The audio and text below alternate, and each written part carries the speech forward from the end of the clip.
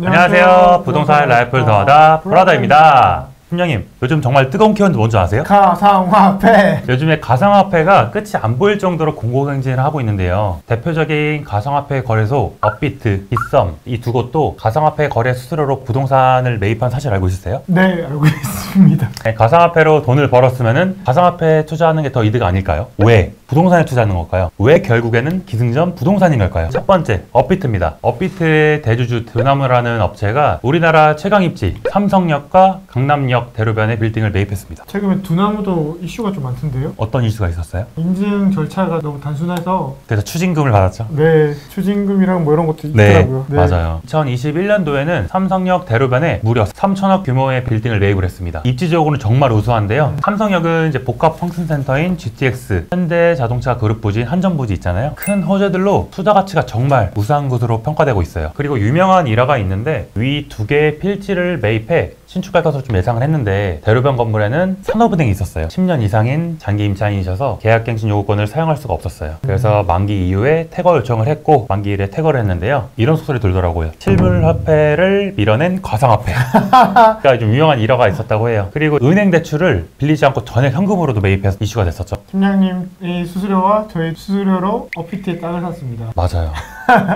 마음 아파요.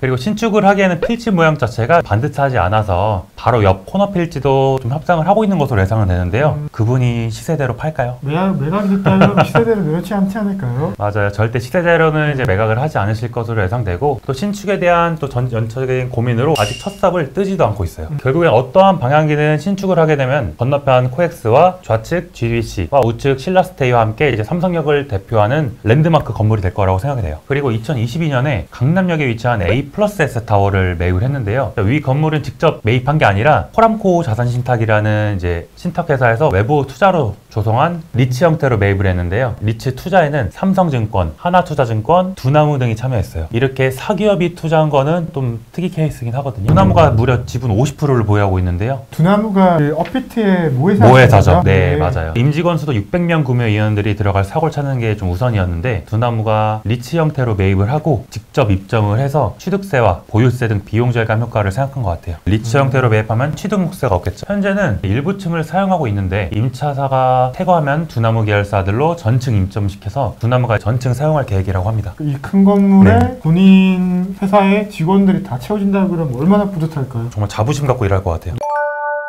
다음은 빗썸 얘기네요. 빗썸도 삼성역 대로변에 위치한 건물을 두 채나 매입을 했는데요. 와, 금액 단위가 큽니다. 2021년도에 1,400억 규모의 자치 건물을 매입했고 다음 년도 2022년도에 1,600억 규모의 우측 빌딩을 연달아 매입했습니다. 이야, 그러면은 거의 3천억을 투자를 하신 거네요? 맞아요. 이것도 전액 현금. 정말 플렉스하네요. 저희가 마음 아파야 되는 거 아니에요?